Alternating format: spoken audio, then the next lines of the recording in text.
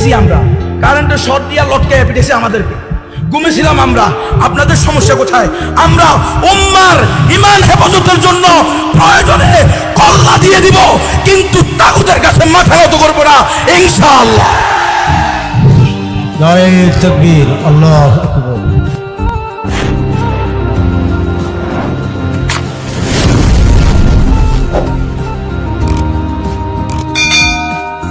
ওয়ারিস যেহেতু আম্বিয়ায়ে কেরামের, সুতরাং জেল জুলুম খাটতে হলে এটাকে আম্বিয়ায়ে কেরামের সুন্নত হিসেবে মেনে নিতে হবে। জেল জুলুমের ভয়ে কথা পরিবর্তন করা যাবে না। জেল জুলুমের ভয়ে মুসলমানদের ইসলামী সিলেবাসকে নাস্তিক্যবাদের সিলেবাসে পরিণত করা যাবে না। যারা জেল খাটতে তৈরি নাই, যারা ফাঁসিতে ঝুলতে তৈরি নাই, যারা গুম হইতে তৈরি নাই, তারা হেফাজতে ইসলামের নেতৃত্বে থাকবেন না, তারা মুসলমানদের বেফাকের নেতৃত্বে থাকবেন না। যদি থাকতে হয় নিজের জান, নিজের মাল, নিজের সন্তান, নিজের বংশ সব কিছুকে প্রয়োজনে রিস্কে ফেলতে হবে। যতদিন আল্লাহর জমিনে আল্লাহর দ্বীন কায়েম হবে না, আল্লাহর জমিনে আল্লাহর শরিয়া বাস্তবায়ন হবে না, ততদিন আমাদের এই সংগ্রাম চলতে থাকবে, নাস্তিকরা যতই বাধা দিক না কেন।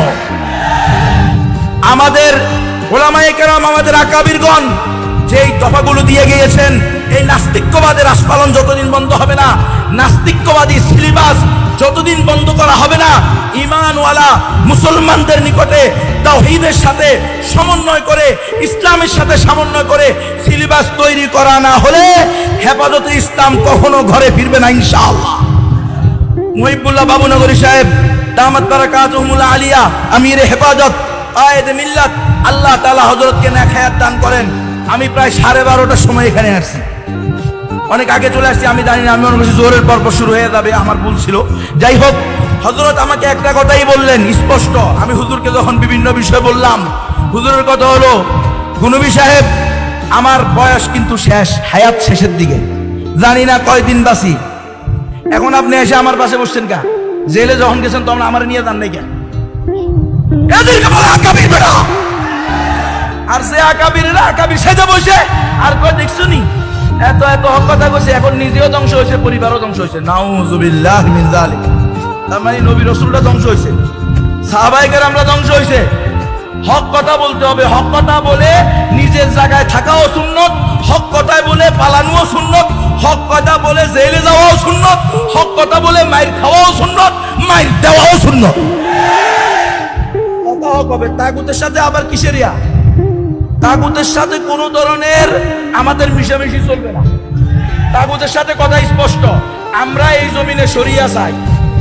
এই হেফাজতে ইসলাম কিনলে, হেফাজতে ইসলাম কিনলে ঘটনা সে ইসলামের হেফাজতের জন্য কিছু আইন বাদ দিয়া আর কিছু নিয়া নাকি না।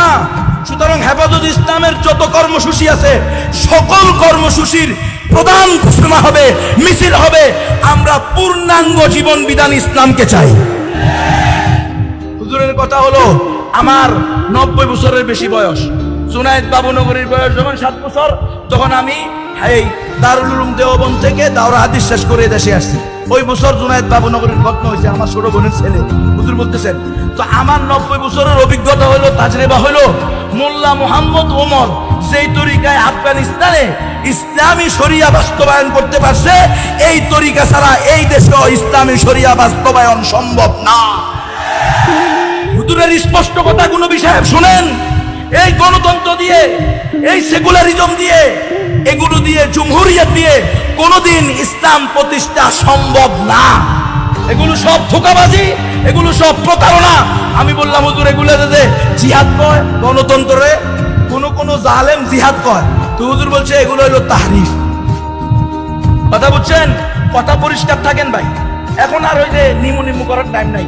মার্কেছি আমরা, কারেন্টের শর্ট দিয়া লটকায় পিটেছে আমাদেরকে, ঘুমেছিলাম আমরা। আপনাদের সমস্যা কোথায়?